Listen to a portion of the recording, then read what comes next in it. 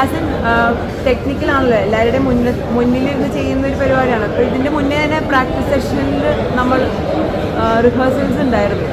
അപ്പോൾ ഇവളുടെ ഇതെന്ന് പറഞ്ഞാൽ 4 ഇതും ഡിഫറെൻ്റ് ആയിട്ട് ചെയ്യണം. പിന്നെ കുറേ പ്രാവശ്യം കേക്ക് വരുമ്പോൾ ഭയങ്കര മോണോട്ടോമസ് ആണ്.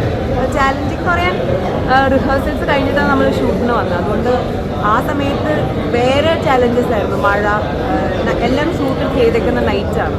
അപ്പോൾ ഫസ്റ്റ് ഡേ തന്നെ രാത്രി 1 മണി വരെ മഴയായിരുന്നു. അപ്പോൾ ഷൂട്ട് ചെയ്യാൻ റെഡിയായിരുന്നു.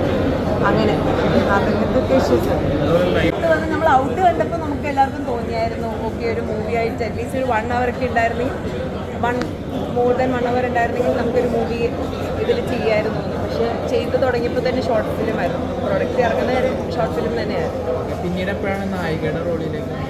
ഞാൻ ഓൾറെഡി ആക്ടറാണ്. ഞാൻ തമിഴിൽ 4 പടം ചെയ്തിട്ടുണ്ട്. ഒരെണ്ണം അപ്പ എന്ന് പറഞ്ഞിട്ട് ഡയറക്ടർ സമുദ്രിക്കണി സാറിൻ്റെ ഓപ്പോസിറ്റ് ഞാൻ ചെയ്തിട്ടുണ്ട്. പിന്നെ ഞാൻ ഓസ്ട്രേലിയയിലായിരുന്നു, അവിടെ പഠിക്കുകയായിരുന്നു. തിരിച്ച് വന്നിട്ട് ഇപ്പോൾ ഒരു മലയാള പടം ചെയ്തുകൊണ്ടിരിക്കുകയാണ്. പുതിയ ടീമാണ്. ആഴി എന്നാണ് പടത്തിൻ്റെ പേര്. ഷൂട്ട് കംപ്ലീറ്റ് ആയിട്ടില്ല.